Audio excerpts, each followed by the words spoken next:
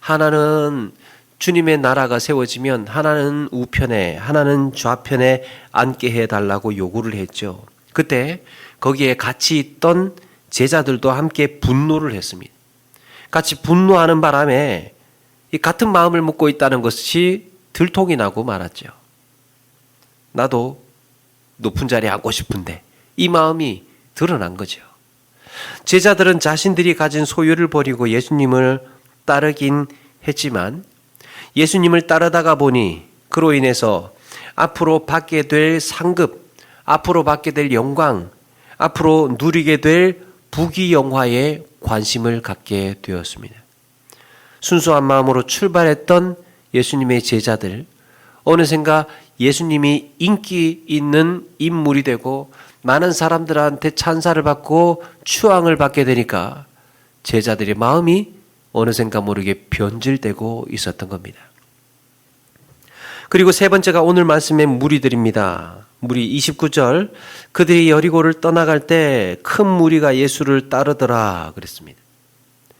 무리는 여럿이 함께 있는 모여있는 집단을 말합니다. 성경적인 의미로는 특별한 주관이나 성격을 갖지 않은 집단을 가리킵니다. 그러니까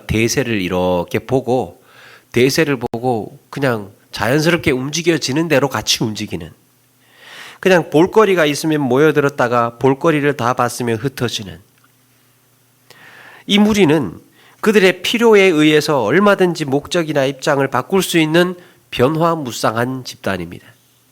그래서 무리는 때로 예수님을 향해서 환호를 하기도 하고 예수님의 가르침에 놀라기도 하고 때로는 오병이어의 역사처럼 빵이라도 얻으면 예수님을 왕으로 삼고자 웅성웅성하기도 했습니다. 예수님을 왕으로 삼아야 더 많은 빵을 얻을 수 있을 거라고 생각을 했습니다.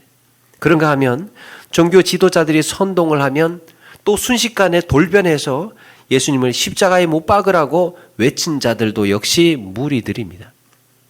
이런 큰 무리가 예수님을 따르고 있었다는 거죠. 그러니까 예수님의 제자로서 예수님을 제대로 따르고 있는 사람이 한 사람도 없었다는 것을 암시하고 있습니다. 심지어는 예수님의 제자들마저도 오늘만큼은 이 큰 무리 속에 묻혀 있습니다. 예수님의 제자로서 그런 자격을 갖추고 따르고 있는 사람들이 그날따라 아무도 없었다. 큰 무리가 예수님을 따른다고 하면 뭔가 예수님 명성이 대단하구나. 이렇게 큰 무리가 예수님을 따르다니. 그렇게 예수님의 인기가 대단하다. 이렇게 생각할 수 있지만 예수님에게 있어서 이 큰 무리는 별 의미 없는 사람들에 불과했습니다. 언제 어떻게 바뀔지 모르는 자기의 유익만 가지고 예수님을 따르고 있는, 그런데 예수님을 따르고 있는 무리들의 긍지와 자부심은 또 대단해 보입니다. 이런 마음가짐으로 예수님을 따르면서도 예수님을 따르고 있는 긍지와 자부심, 길가에 앉아있던 맹인 두 사람이 예수님께서 지나가신다는 소리를 듣고 소리를 질렀을 때 큰 무리가 뭐라고 말합니까? 31절에 무리가 꾸짖어 잠잠하라. 한두 사람도 아니고 온 무리가 달려들어가지고 꾸짖어서 조용하라고. 여기서 꾸짖다라는 말은 권위 있는 말로 상대를 압도할 때 쓰는 말이죠. 무리는 맹인들에게 타이르듯이 조용하라고 이야기한 게 아니라 조용하라고 윽박을 지른 거죠. 무리가 맹인들에게 잠잠하라고 꾸짖었을 때 예수님도 들었습니다. 이 무리는 맹인에게 조용하라고 이 야단을 치면서 예수님께서는 어떤 의미로 전하고 싶었을까? 예수님은 어떻게 들리셨으면 좋겠다고 생각했을까? 신경 쓸 필요 없습니다. 이 귀찮은 맹인들 저희가 다 알아서 하겠습니다. 그냥 가시던 길 가시죠. 이 큰 무리는 예수님에게 이 맹인 무시해도 된다. 이 맹인 그냥 듣지 말고 그냥 가자 하는 의도로 꾸짖었을 것 같습니다. 그런가 하면 또 맹인들은 그들의 마음이 어떠했을까? 온 무리가 일제히 달려들어서 강압적으로 조용하라고 하는데 맹인들의 마음이 어떻겠습니까? 당시에 맹인들은 할 수 있는 일이 없었습니다. 경제 활동을 할 수가 없었습니다. 그래서 마가복음에는 그들을 거지 맹인이라고 소개했습니다. 맹인들은 그래, 참 내 주제에 어떻게 예수님께 감히 도움을 청하겠어 하면서 체념했는지도 모릅니다. 사람들이 다 달려들어가지고 입을 막고 있는데 또 어떻게 예수님을 부르겠습니까? 그런데 어떻게 됩니까? 더욱 소리질러 예수님을 부릅니다. 주여 우리를 불쌍히 여기소서. 이 맹인들은 한평생 무리들의 뒷전에 밀려나 있어야 했습니다. 맹인들은 외면당하고 소외당하는 것이 당연한 그들의 일상이었습니다. 보통 사람들이 누리는 혜택 하나도 누리지 못하고 그저 맹인이라는 이유로 모든 것에 밀려나고 위축이 되어서 그래서 한껏 무기력해져 있었던 사람들입니다. 그런데 맹인들은 이번만큼은 포기할 수가 없었죠. 예수님이 아니면 자기 인생에 소망이 없다는 것을 알았기 때문이에요. 예수님께서 이대로 지나가신다면 영영 만날 수 없다는 것을 알았습니다. 그래서 이번만큼은 아무리 큰 무리가 윽박지르고 군중의 힘으로 제압을 하려고 해도 이번만큼은 양보할 수가 없습니다. 그야말로 맹인들이 예수님을 부른 소리는 양보할 수 없는 절규였습니다. 예수님은 그들의 이런 절규를 들으시고 가시던 길을 멈추시죠. 그리고는 맹인들을 불러서 말씀하십니다. 너희에게 무엇을 하여 주기를 원하느냐.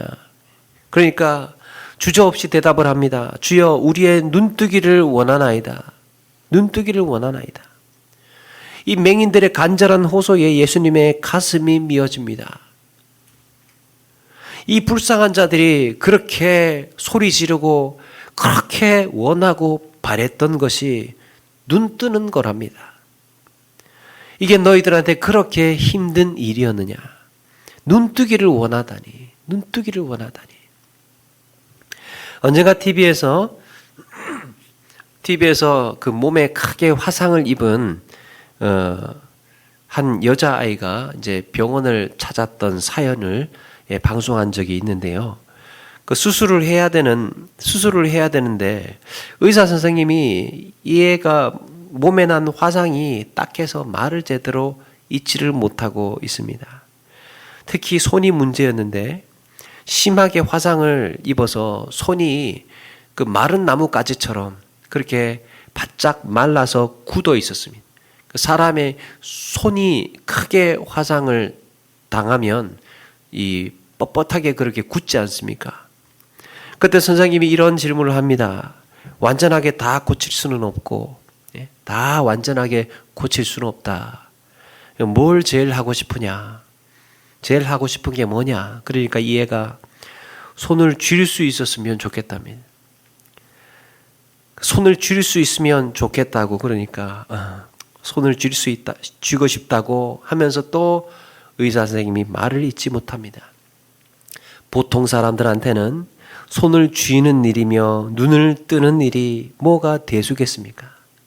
그러나 이렇게 쉽고 간단한 일이 누군가에게는 이렇게 가장 큰 소원이고 경이로운 일이 될 수 있는 것입니다. 사실 우리의 심장이 뛰고 호흡하는 이 모든 순간순간들이 경이로운 기적의 연속 아닙니까?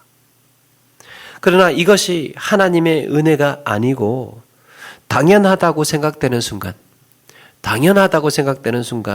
우리 은혜의 심장, 감사의 호흡은 멈추고 마는 것입니다. 여러분 심리학 용어 중에 적응이라는 말이 있습니다. 적응. 신기한 것도 시간이 흘러서 익숙해지면 적응이 되어서 일상이 된다는 거예요. 그렇게 일상이 되면 그때부터는 감사도 없어지고 기쁨도 무덤덤해지는 겁니다. 적응이 되면. 더 강한 자극이 와야 뭔가 좀 더 겨우 행복을 느끼는 것입니다. 그런데 이런 무기력한 일상을 감사와 기쁨으로 되돌려 놓는 길이 있습니다. 그게 바로 주님을 만나는 것입니다. 그리고 주님께 부르짖는 것입니다. 주여 우리를 불쌍히 여기소서. 내 인생이 맹인이 되어서 주님께서 주신 그 놀라운 은혜를 보지 못하고 이 땅의 일상에 적응이 되어서 무뎌진 우리의 영혼을 불쌍히 여겨달라고 간절히 부르짖는 것이죠. 그때 주님은 우리 앞에 머물러 서실 것입니다. 무엇을 하여 주기를 원하느냐? 주님, 너무너무 간단한 일인데요. 주님, 보기를 원하나이다. 주님 보기를 원하나이다.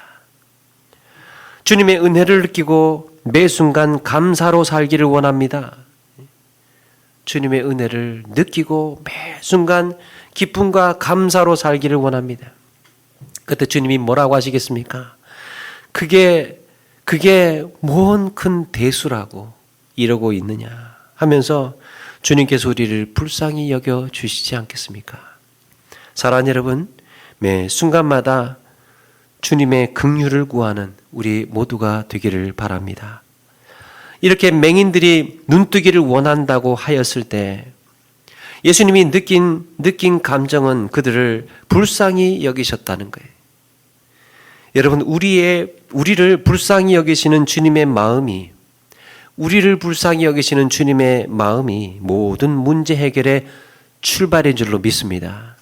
그러므로 문제가 생겼을 때 주님의 자비와 긍휼을 가장 먼저 구해야 하는 것입니다.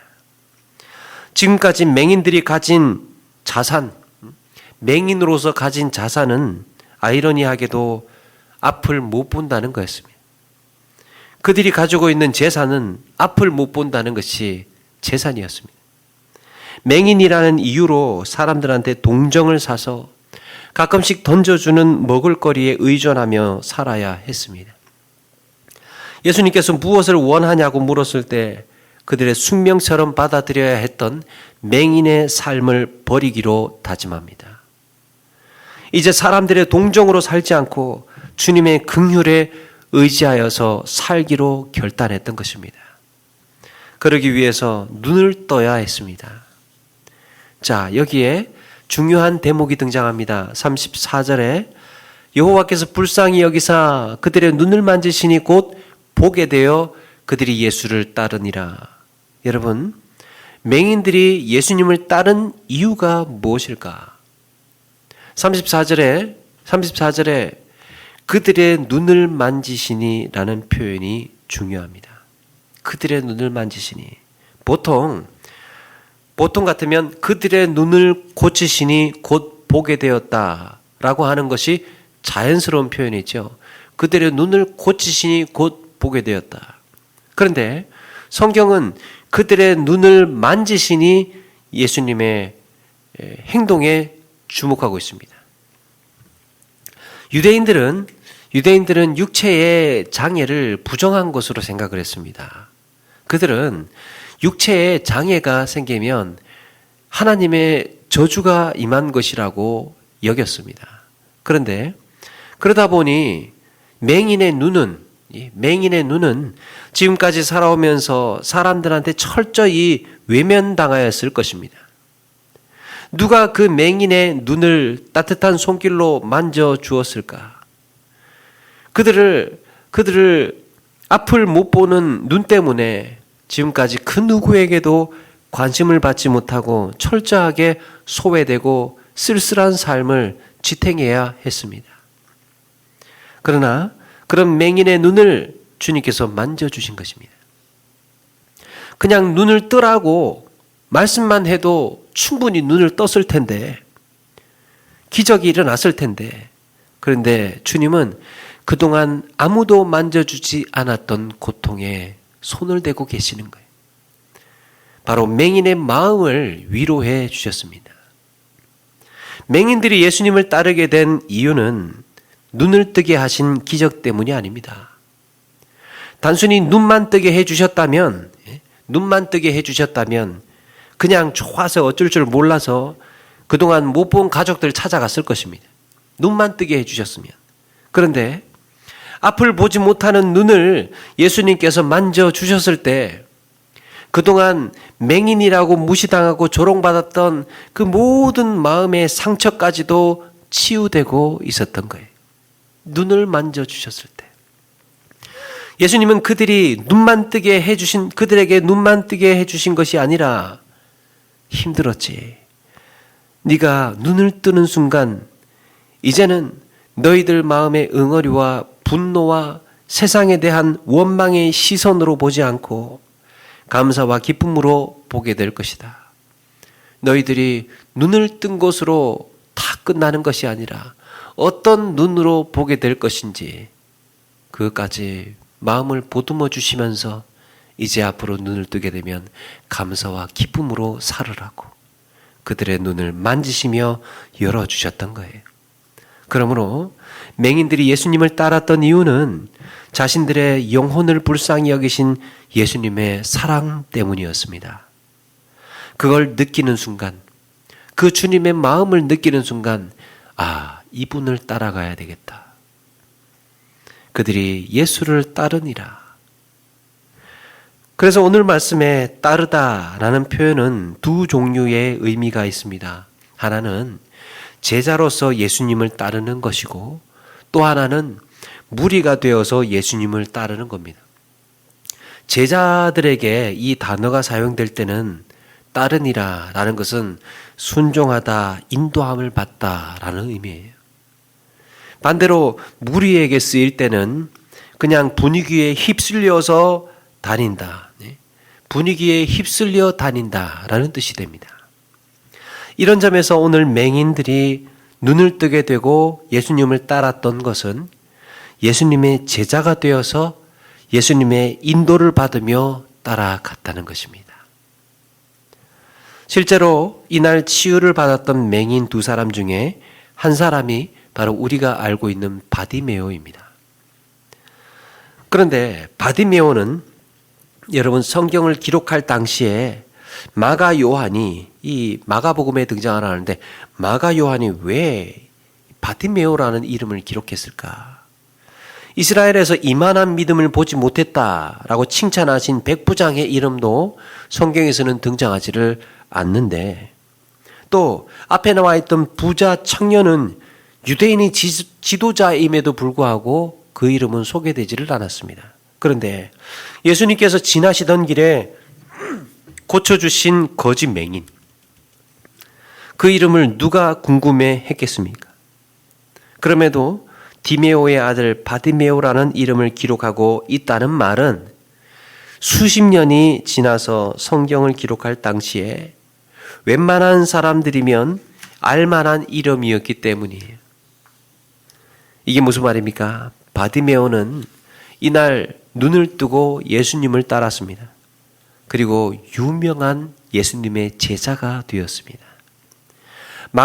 마가복음에서 바디메오라는 이름을 소개하고 있는 이유는 우리가 다 알고 있는 그 바디메오. 그날 예수님께서 두 맹인을 눈뜨게 하셨을 때 그 중에 한 사람이었어 라고 말하고 있었던 거예요. 그 바디메오가 그날 눈 떴던 사람이야. 그들에게 앞을 못 보는 일은 당연하고 간단한 일이 아니었습니다. 눈을 뜨고 본다는 것이 얼마나 놀랍고 경이로운 일인지, 눈을 뜨고 본다는 것이 얼마나 은혜로운 일인지를 알게 하신 주님. 그들은 이런 매 순간의 기적을 깨닫게 하신 주님께 더 이상 바라는 것이 없었습니다. 이렇게 평범한 진리를 알게 하신 주님께 더 이상 바라는 게 없었습니다. 예수님의 제자들처럼 더 높은 자리를 바라지도 않았고 무리들처럼 뭔가 더 얻으려고 예수님 주변을 배회하지도 않았습니다. 예수님이야말로 하나님의 아들이시며 내 남은 인생 드리는 것이 온전히 오히려 영광이고 기쁨이라는 그 평범한 진리를 깨달았던 거예요. 이 일은 세상의 명예나 권력이 탐이 나서 눈치만 보고 있던 예수님의 제자들의 마음에 비수처럼 꽂혔습니다. 성경 기자 마태는 이날의 사건을 기록하면서 그때 어리석었던 마음으로 주님을 따랐던 자신들의 모습을 회상하고 있습니다. 참 그때 예수님을 따를 때 예루살렘으로 들어가기 직전에 우리는 누가 더 높은 자냐고, 누가 더 큰 자냐고, 예루살렘에 들어가게 되면 누가 더 좋은 자리에 앉을 거냐고 눈치 싸움을 하고 있었을 때, 그때 그 맹인이 주님을 따랐던 모습이 인상적이었던 것이죠.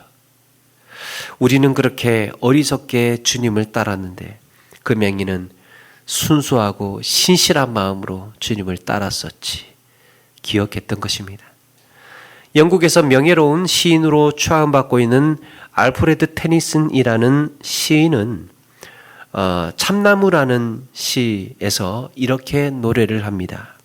참나무, 봄에는 싱싱한 황금빛으로 빛나며 여름에는 무성하고 그리고 가을이 오면 다시 더욱 더 맑은 황금빛이 되고 마침내 나뭇잎이 모두 떨어지면 보라, 줄기와 가지로 나목이 되어선 저 발가벗은 힘을. 시인은 참나무가 자신의 이파리들을 모두 떨군 후에도 발가벗은 진짜 힘을 보라고 노래하고 있습니다. 그러니까 사람이 가지고 있는 진짜 힘은 어떤 관직에 있다가 어떤 직책을 가지고 있다가 그것을 내려놓았을 때도 여전히 가지고 있는 힘, 그게 진짜 힘이라는 것이죠. 세상에서 명예라는 감투를 쓰고 있다가 그 모든 것들을 다 내려놓고 버리고 난 다음에도 사람들이 그를 여전히 존경하고 있다면 그게 진짜 힘이라는 거죠.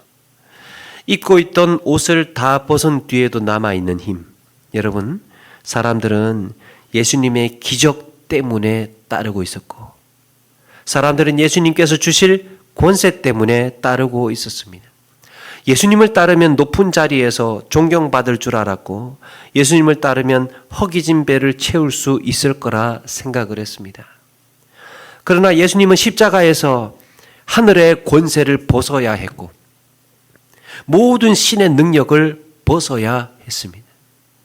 그야말로 자라나기를 연한 순 같고 마른 땅에서 나온 뿌리 같아서 고운 모양도 풍채도 없고 보기에 흠모할 만한 아름다운 것도 없는 그런 초라한 모습으로 잎이 다 떨어진 겨울나무처럼 발가벗은 모습으로 그 십자가에 달리셨습니다.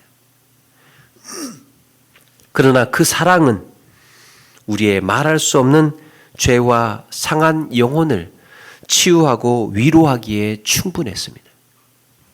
부활하신 예수님은 베드로를 찾아가셔서 이렇게 물으셨죠. 네가 나를 사랑하느냐?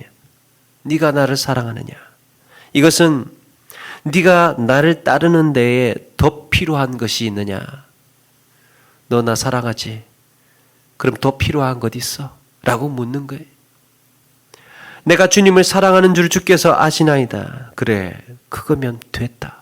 그거면 됐다. 사랑하는 여러분, 우리는 예수님의 권세와 능력 때문에 따르는 것이 아닙니다. 예수님이 가지고 있는 권세 때문에, 예수님이 가지고 있는 능력 때문에 따르는 게 아닙니다.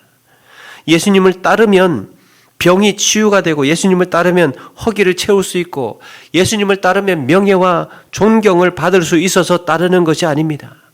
그저 예수님께서 나를 조건 없이 사랑하신다는 것을 내가 알았기에 그래서 내가 주님을 사랑해서 따르고 있는 줄로 믿습니다. 나보다 나를 더 사랑하신 주님, 그런 주님이기 때문에 따르는 것이. 그래서 수시로 우리 자신에게 해야 하는 질문, 나는 왜 예수님을 따르는가? 처음에 예수님을 만났을 때 그 감격은 어쩌면 변질되고 달라지지는 않았는가? 내가 예수님을 따르는 이유가 다르게 오염되고 생기지는 않았을까? 늘 그렇게 돌아보고 주님을 사랑함으로 따르는 저와 여러분 되시기를 바랍니다. 작가 김은주님의 책에 1cm 아트라는 책에 이런 구절이 있습니다. 그가 나보다 힘이 없다는 것을 알게 된 후에도 고개를 숙인다면 그것은 진짜 예의다. 그가 나를 도울 방법이 없다는 것을 알게 된 후에도 미소를 거두지 않는다면 그것은 진짜 미소다. 그가 나보다 앞서지 못한다는 것을 알게 된 후에도 얕보지 않는다면 그것은 진짜 존중이다. 그가 나에게 줄 수 있는 것이 없다는 것을 알게 된 후에도 변함없이 그 곁을 지킨다면 그것은 진짜 우정이다. 다 벗겨졌을 때 나보다 힘이 없다는 것을 알면서도 그 앞에 고개를 숙인다면 그게 진짜 예의라는 거예요. 나를 도울 방법이 없다는 것을 알면서도 그에게 미소를 지을 수 있다면, 따뜻한 마음을 보낼 수 있다면 그게 진짜 미소라는 거예요. 나보다 앞서지 못한다는 것을 알면서도, 나보다 못하다는 것을 알면서도 얕보지 않는다는, 그게 진짜 존중이라는 겁니다. 그가 나에게 해줄 수 있는 게 없다는 걸 알면서도 늘 그 곁을 떠나지 않고 지켜줄 수 있다면 그게 우정이라는 거예요. 예수님께서 우리에게 나누어 줄 힘이 없고, 예수님께서 우리에게 줄 세상의 권세가 없고, 세상의 가장 약한 모습으로 십자가에 달리셨을 때 오히려 그 사랑은 가장 강한 능력이었고 우리에게 영원한 생명의 선물이 되었습니다. 오늘 말씀은 예루살렘으로 들어가시기 전에 마지막으로 너희가 왜 나를 따르는지 돌아보라는 의미가 아니었을까 묵상해 봅니다. 이제 예루살렘에 들어가게 될 텐데 내가 이제 모든 권세와 모든 능력과 이 모든 것들이 다 발가벗겨질 텐데 그때 나를 사랑할 수 있겠느냐? 말씀을 마칩니다. 예수님을 따르는 제자로서 구해야 할 것은 주님을 향한 사랑인 줄로 믿습니다. 우리에게 필요한 것은 예수님을 사랑하는 마음이에요. 어쩌면 내 안의 욕심이, 세상의 권력과 자랑이 주님을 따르는 내 마음을 어지럽히고 있는 것은 아니었을까? 그렇게 돌아보면서 살아가는 모든 순간순간이 은혜요 기적임을 고백하시는 우리 모두가 되시기를 바랍니다. 우리가 가슴을 치고 부르짖어야 할 기도의 제목, 주님의 사랑에 눈뜨지 못하고 있는 내 마음이라는 것을 기억하시고 그 평범한 진리를 깨닫지 못하고 있는 우리의 마음, 가슴을 치면서 우리는 왜 이렇게 쉽고 간단한 것에 감격하지 않고 감사하지 않고 기뻐하지 않고 있었을까? 우리는 과연 어떤 마음으로 주님을 따르고 있었을까? 우리의 마음을 돌아보게 하옵소서. 그렇게 간구하며 기도하시는 가운데에 무리가 아니라 제자로서 주님을 따르며 늘 기쁨과 감사하는 삶을 사시는 저와 여러분 되기를 주님의 이름으로 축원합니다.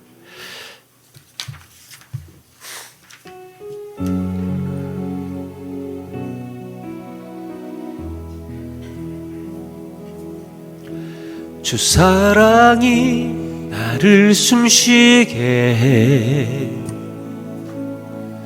세상 그 어떤 어려움 속에도 주 은혜로 나를 돌보시며 세상 끝날까지 지켜주실 주 사랑이 나를 이끄시네. 주 사랑이 나를 이끄시네.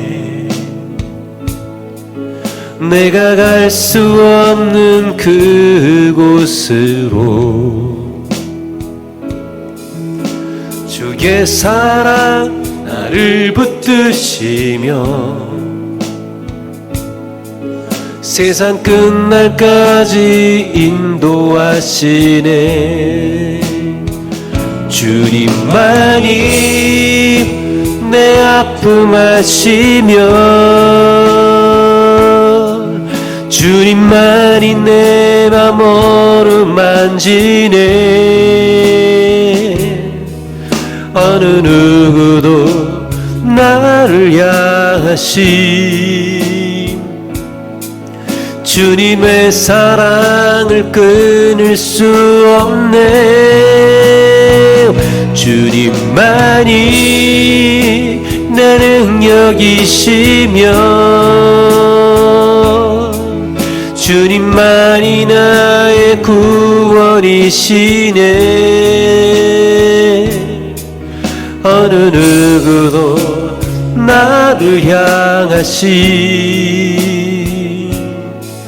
주님의 사랑을 끊을 수 없네. 주님만이 내 아픔 아시며 주님만이 아픔 아시며 우리 준비한 예물 드리겠습니다. 만이 내 맘 어루만지네. 어느 누구도 나를 향하신 주님의 사랑을 끊을 수가 없네. 주님만이 내 능력이시며 주님만이 나의 구원이시니 어느 누구도 나를 향하신 주님의 사랑을 끊을 수 없네.